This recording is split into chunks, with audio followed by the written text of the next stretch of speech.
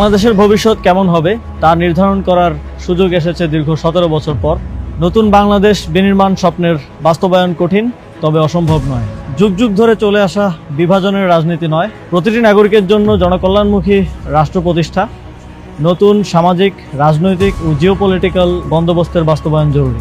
এই লড়াই সহজ নয়, তবে মতিউর রহমান, তারামন বিবি, নূর হোসেন, ফেলানী, আবরার ফাহাদ, আবু সাইদ ও মুগ্ধদের আত্মত্যাগের প্রেরণা নিয়ে আমি এই পুনর্গঠন ও বিনির্মাণের লড়াই চালিয়ে যেতে চাই। আসন্ন ত্রয়োদশ জাতীয় সংসদ নির্বাচনে আমি ধানমন্ডি, কলাবাগান, হাজারীবাগ, নিউ মার্কেট এবং কামরাঙ্গীরচরের একাংশ নিয়ে গঠিত ঢাকা 10 সংসদীয় আসনে স্বতন্ত্র প্রার্থী হিসেবে দাঁড়াচ্ছি। বড় কোনো রাজনৈতিক দলের পৃষ্ঠপোষকতা, অসংখ্য নিবেদিত কর্মী, প্রচলিত ব্যবস্থায় প্রয়োজনীয় অর্থ কোনোটাই আমার নেই। আপনাদের সহযোগিতা, সমর্থনই আমার একমাত্র অবলম্বন এবং আমার দায়বদ্ধতাও থাকবে শুধুমাত্র আপনাদের প্রতি। আমি শুধু সংসদ সদস্য পদপ্রার্থী নই, গণভোটেরও প্রার্থী।